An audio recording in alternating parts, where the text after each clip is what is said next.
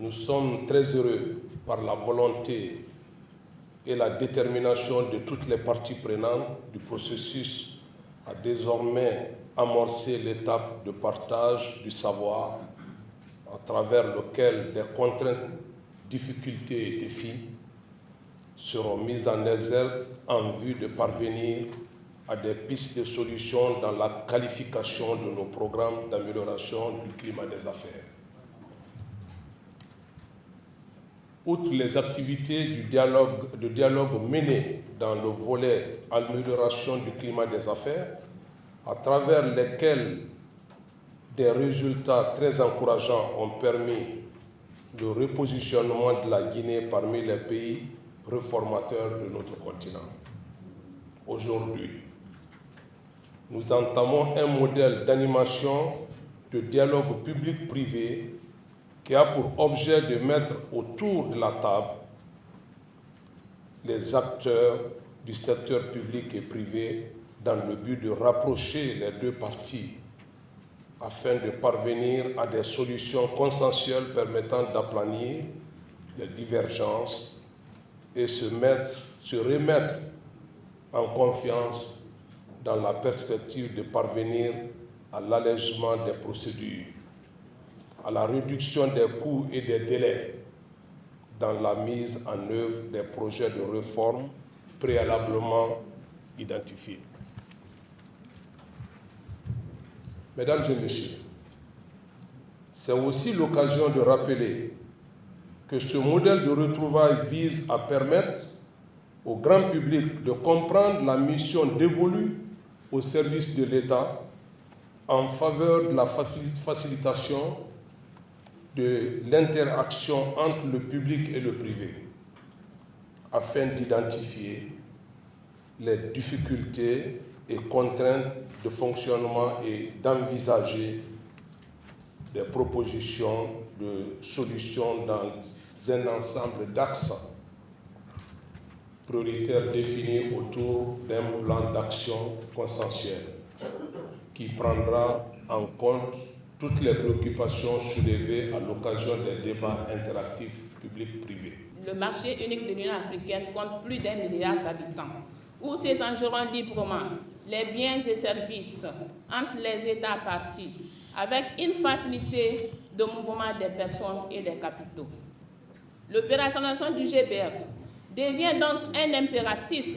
pour les acteurs socio-économiques et l'État, qui ensemble doivent élaborer et mettre en œuvre des politiques, plans, projets et programmes allant dans le sens de la compétitivité des entreprises et des produits guinéens, afin de résister à la rude concurrence dans un contexte de mondialisation et de crise économique, sanitaire et climatique. Pour la transformation structurelle de notre économie, le gouvernement vient d'adopter la politique nationale de développement industriel de Guinée, dont la vulgarisation se poursuit dans les 4 régions naturelles. À cela s'ajoute l'adoption de la loi portant contenu local. Les tests d'application sont en train d'être validés. Nous avons vu la semaine dernière qu'on a accepté, le gouvernement a accepté que l'autorité de régulation du contenu local soit votée à l'Assemblée, au CNT. Mesdames et messieurs, au regard des énormes potentialités naturelles que regorge la République de Guinée, connaissant la vision et le niveau d'engagement des autorités de la transition quant à la transformation de ce potentiel, je ne doute un seul instant que le GBF soit un outil puissant pour l'émergence économique de notre pays, pouvant faire de lui leader au niveau du continent africain. L'examen des documents proposés ici aujourd'hui, la qualité des débats et les conclusions qui résulteront du présent atelier de restitution détermineront la suite du processus de l'opérationnalisation du GBF et surtout la date de son lancement officiel.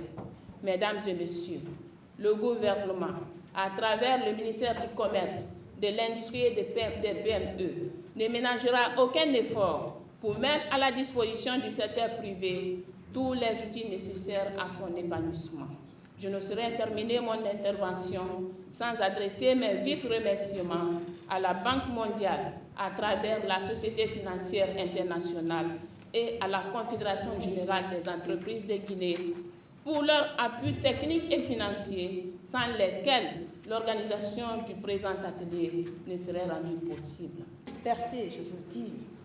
Aujourd'hui, ça donne de l'espoir. Parce que qui connaît le rôle important que le secteur privé joue dans la nation en termes de création d'emplois, apporter la croissance? Parce que dans certains pays, le secteur privé emploie plus que l'État. C'est pour ça, nous, chez nous, au CNT, nous n'avons pas du tout calculé ni lésiné sur l'énergie des conseillers et de l'administration parlementaire, ni compter se sacrifier pour travailler sur la loi du contenu local. Parce que cette loi qui a été votée en septembre dernier par les conseillers, qui a été aujourd'hui, qui fait son chemin, comme je viens d'écouter Madame la ministre, avec les textes d'application, à la mise en place même de l'agence, de la structure qui va mener ces réformes, c'est une fierté pour nous aujourd'hui. Parce que à ce niveau, on s'est dit que l'espoir est permis pour voir comment résorber la question d'emploi des jeunes dans ce pays aujourd'hui.